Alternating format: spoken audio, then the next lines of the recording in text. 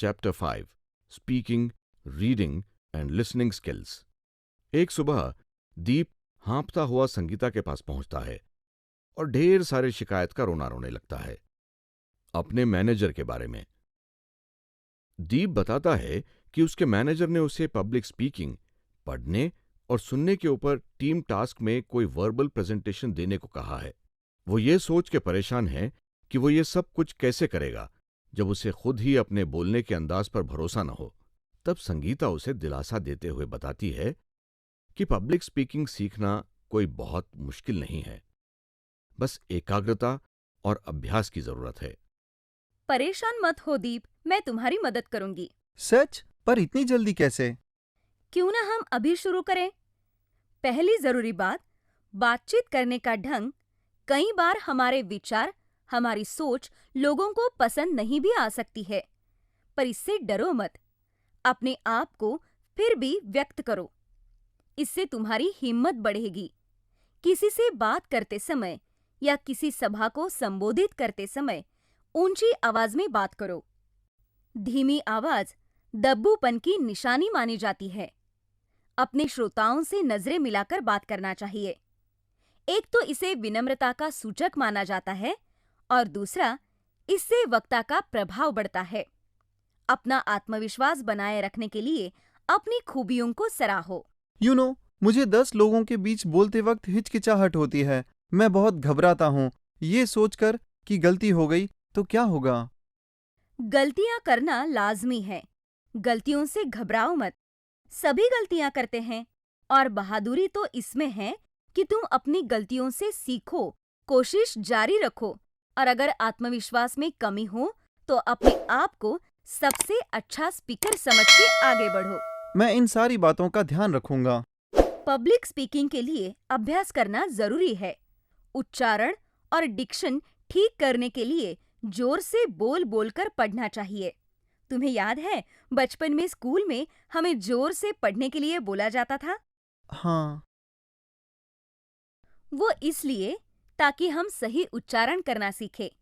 जोर से बोलकर पढ़ने से एक तो अपनी आवाज से कंफर्टेबल होते हैं और दूसरा, बोलने से पहले हम कुछ आगे तक पढ़ चुके होते हैं, नए नए शब्द सीखते हैं और अनजान शब्दों पर लड़खड़ाना कम हो जाता है। हो सके तो बच्चों की किताब पढ़ो जिसमें अनेक पात्रों का चित्रण होता है, जिससे तुम्हें अपने आवाज के वॉल्यूम और एक्सप्रेशंस का पता लगेगा। फिर तुम ये सीख सकोगे कि तुम्हारी आवाज में कहाँ कैसे मॉड्यूलेट करना चाहिए। अच्छा संगीता, जैसे तुमने मुझे पहले कई बार कहा है वीडियो रिकॉर्ड कर उसे देखने को, वैसा इसमें भी कर सकता हूँ ना? बिल्कुल, तुम अपने दोस्तों से फीडबैक मांग सकते हो। एक बात याद रखना, जितना अभ्यास करोगे आत्मविश्वास उतना ही बढ़ेगा। अब लिसनिंग स्किल्स के बारे में जानते हैं। रियल लिसनिंग एक एक्टिव प्रोसेस है। हियरिंग, अंडरस्टैंडिंग और जजिंग, ये 3 इसके अति आवश्यक अंग है।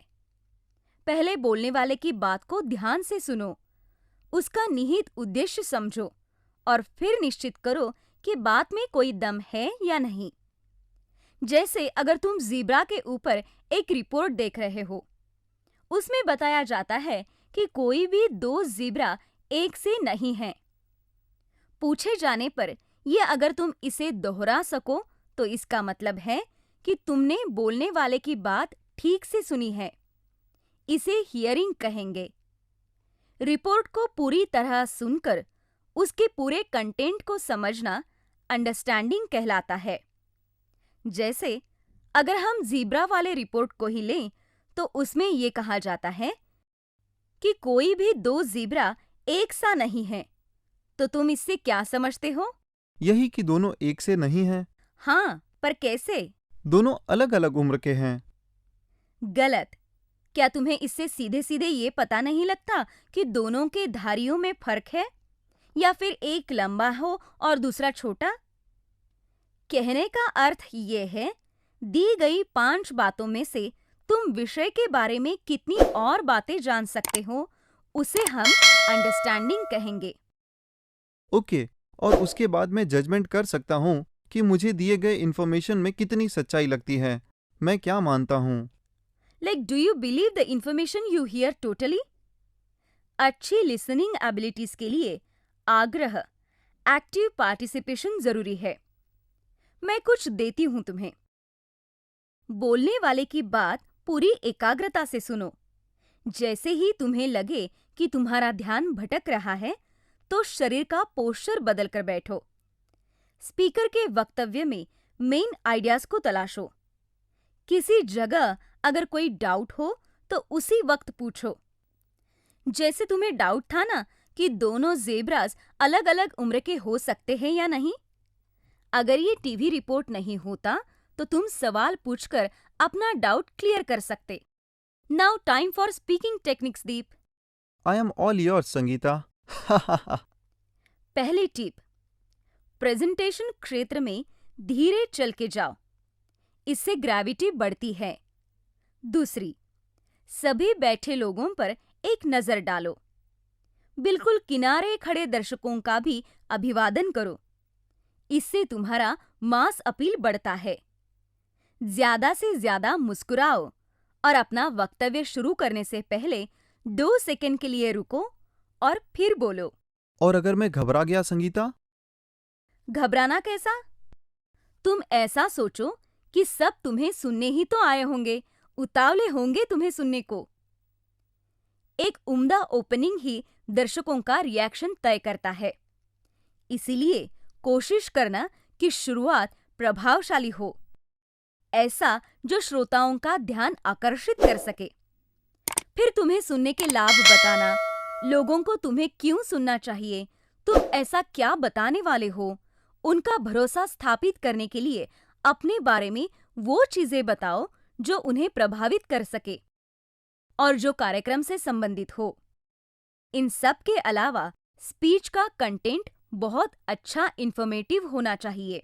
पर संगीता, ये सब सीखने में तो मुझे सालों लग जाएंगे।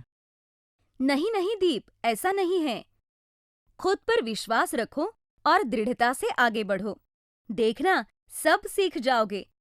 और एक बात, दर्शकों को सरप्राइज एलिमेंट बहुत उत्तेजित करते हैं, इसलिए कुछ ऐसा जरूर शामिल करना अपने वक्तव्य में जिसका ऑडियंस उत्सुकता से इंतजार करे। मैंने तुम्हें जो किताब दी थी उससे तुम्हें काफी मदद मिलेगी, इसलिए उसे जरूर देख लेना।